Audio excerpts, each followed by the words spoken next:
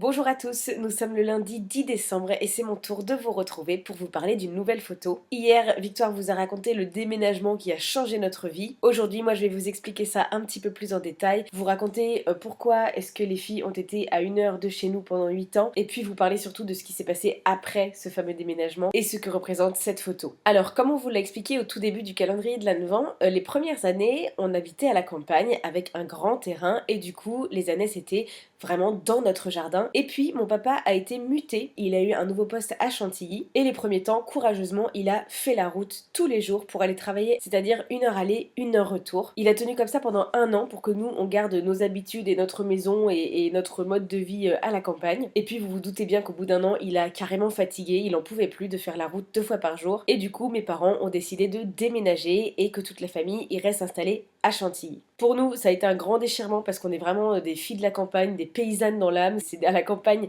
qu'on est le plus heureuse. Et pour nous, Chantilly, c'était déjà trop la ville, quoi. On était mortifiés. Surtout que très vite s'est posé la question de où allaient atterrir les ânesses. Et Chantilly, capitale du cheval, ville qui tourne autour des courses de galop. Vous vous doutez bien qu'alentour, tout était absolument inabordable. Ou alors ce qu'on trouvait c'était des pensions box en centre équestre et ça il en était absolument hors de question. Pour nous c'est au pré ou rien du tout. On a eu beau chercher, on n'a vraiment rien trouvé pour amener nos ânesses près de nous. Donc faute de mieux, on les a mises en pension juste à côté de là où on habitait avant. Ça a été vraiment très dur, vous vous imaginez bien que passer de avoir ces ânesses sous les yeux tout le temps, aller les voir 2 fois par jour à ne les visiter que le week-end et encore parce que du coup il fallait qu'on ait rien d'autre de prévu de nos week-ends et puis il fallait que nos parents soient disponibles parce qu'on était encore jeunes et qu'on n'avait pas encore nos permis de conduire. Donc chaque week-end et chaque vacances où c'était possible, on y allait, mais malheureusement c'était pas systématique. Elles étaient pas perdues, hein, elles étaient en pension, donc il y avait des gens pour s'en occuper bien évidemment. Mais nous, on était vraiment frustrés et tristes de ne les voir qu'une fois par semaine au mieux.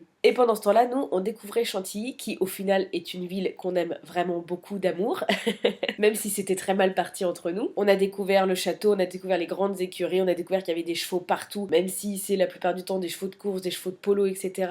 Même si c'est pas pour des disciplines qu'on cautionne spécialement, ça fait quand même toujours plaisir d'avoir des bourrins partout dans sa ville. Et puis surtout, on a découvert la forêt de Chantilly, avec ses chemins magnifiques, ses pistes de galop. Ça faisait absolument rêver. On a fait des kilomètres et des kilomètres, on l'a parcouru à pied, on l'a parcouru en promenant notre chien, on l'a parcouru en vélo, en rêvant, mais en rêvant de faire ça un jour avec nos fifis, quoi. On se disait un jour on aura un vent, on aura un camion, dès qu'on pourra on viendra faire des balades ici et tout. On en rêvait, on rêvait de passer devant le château, devant les grandes écuries avec nos ânesses, on rêvait de galoper sur la piste des lions. Pendant 8 ans on a été à Chantilly, soit dans le lieu idéal pour les cavaliers, avec nos ânesses à 1 heure de route de chez nous qu'on ne voyait qu'une fois par semaine. Sauf que, comme vous l'a dit Victoire précédemment, eh bien un jour on a eu l'opportunité de ramener les ânesses. Vous n'imaginez même pas le bonheur que ça a été pour nous. On a enfin pu parcourir les allées de la forêt de Chantilly avec nos fifilles. On était les reines du monde.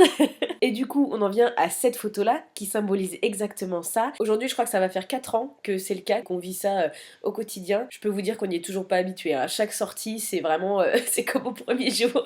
Cette photo, du coup, elle a vraiment une double valeur sentimentale. Elle représente ce grand changement et cette consécration après toutes ces années d'attente. Et puis, je l'aime beaucoup aussi, tout simplement esthétiquement, parce que je la trouve vraiment très jolie, avec une belle profondeur de champ, un beau flou et tout. Et d'ailleurs, pour la petite anecdote, une année, la ville de Chantilly a lancé un concours photo pour les jeunes. Le thème, c'était Chantilly insolite. Et je m'y suis inscrite et j'ai envoyé cette photo avec, du coup, en légende, quoi de plus insolite qu'un âne sur les pistes de galop de Chantilly, qui est la capitale du cheval. Et il se trouve que j'ai gagné ce concours photo et que le premier lot c'était un appareil réflexe, un Sony Alpha 3000 qui est l'appareil dont je me sers aujourd'hui absolument tous les jours pour vous tourner les vidéos sur YouTube. J'avais déjà un très beau réflexe avec lequel d'ailleurs j'ai fait cette photo, un Canon, et je filmais avec une résolution d'image plutôt correcte, mais le Sony que j'ai gagné a une résolution encore plus forte, c'est de la belle HD, donc j'étais comme une folle quand je l'ai reçu et depuis ce jour je switch entre mon Canon pour les photos et mon Sony pour les vidéos. Voilà, et j'espère que ce petit épisode de l'Advent vous aura plu. Moi je vous avoue que c'est un de ceux qui me met le plus en joie. J'ai mon petit cœur qui bat d'excitation comme si ça venait d'arriver alors qu'encore une fois ça fait 4 ans.